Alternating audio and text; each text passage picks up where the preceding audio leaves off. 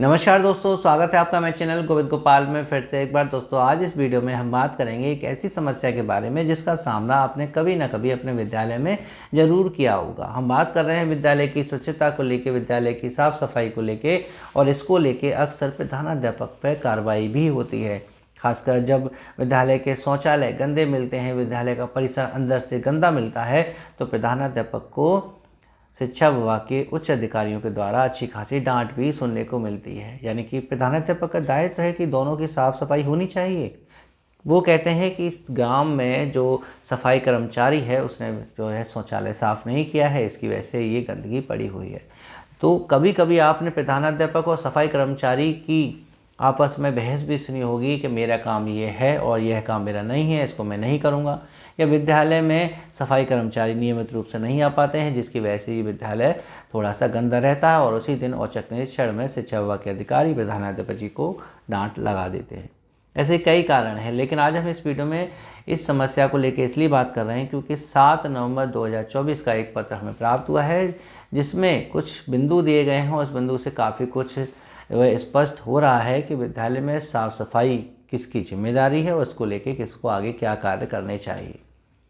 जैसे आपको पता होगा कि कुछ जिलाधिकारी महोदय ने एक ऐसा आदेश निकाला था जहां सफाई कर्मचारी का वेतन प्रधानाध्यापक या इंचार्ज प्रधानाध्यापक के हस्ताक्षर के बाद ही निकल सकता था। तो जौनपुर से जिलाधिकारी जौनपुर से ये आदेश आया था और उस आदेश की शिकायत पंचायती राज विभाग के जो सफाई कर्मचारी हैं उनके संगठन के प्रदेश अध्यक्ष और महामंत्री ने निदेशक जी से कही है, निदेशक पंचायती राज विभाग, कि आप इस आदेश को निरस्त करवाइए और इसका संबंध हमारे इससे कोई नहीं है कि हमारा जो सफाई कर्मचारी है वो उसको वेतन प्रधानाध्यापक के हस्ताक्षर से मिले।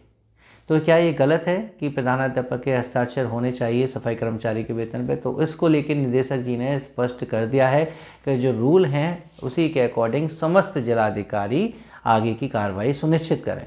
उन्होंने कौन कौन से रूल बताए हैं वो उसमें पॉइंट दे रखे हैं, 5 पॉइंट दे रखे हैं। पहले पॉइंट में तो यही दिया है कि उस पत्र को संज्ञान में लेते हुए आगे की कार्रवाई सुनिश्चित करें। दूसरे में उन्होंने सीधे तौर पर कहा है कि जो नियम है पहले वो ये था कि विद्यालय में जो स्वच्छता के लिए कदम उठाए जाएंगे उसमें विद्यालय का जो शौचालय है उसकी साफ़ सफाई जो है सफाई कर्मचारी करेगा।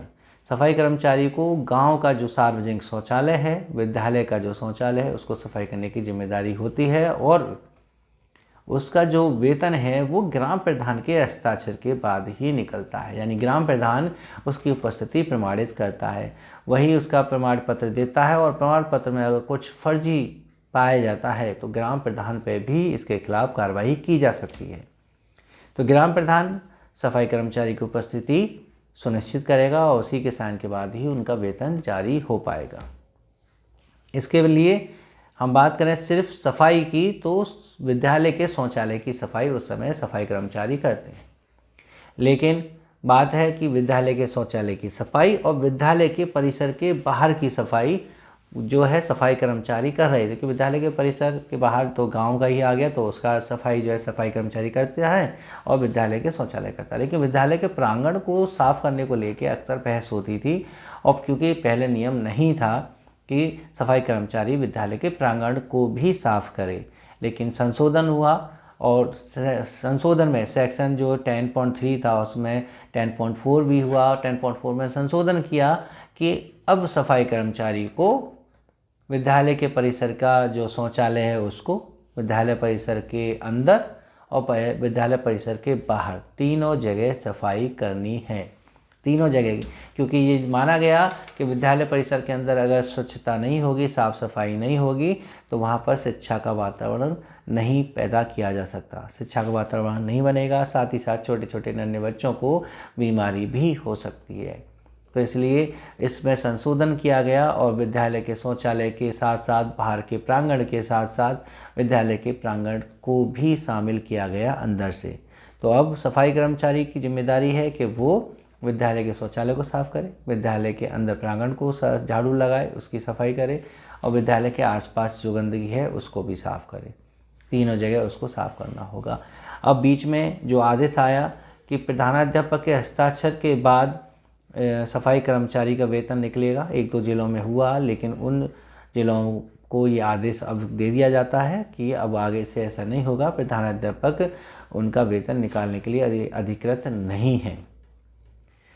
संशोधन क्या हुआ है कि प्रधानाध्यापक जो हैं सफाई कर्मचारी का वेतन तो नहीं निकालेंगे, क्योंकि उनका वेतन तो प्रधान ही अपने हस्ताक्षर से निकलवा सकते हैं, लेकिन जो प्रधानाध्यापक हैं, इंचार्ज प्रधानाध्यापक हैं, वो सहायक विकास अधिकारी का नंबर अपने पास रखेंगे, साथ ही साथ अपने खंड शिक्षा अधिकारी, इन दोनों को वो सफाई कर्मचारी का जो है रिपोर्ट दे सकते हैं, उनकी शिकायत कर सकते हैं कि हमारे यहाँ विद्यालय में साफ़ सफाई नहीं हो रही है। इसकी वजह यह है कि वो सफाई कर्मचारी हमारे विद्यालय में मौजूद नहीं है, नहीं आते हैं।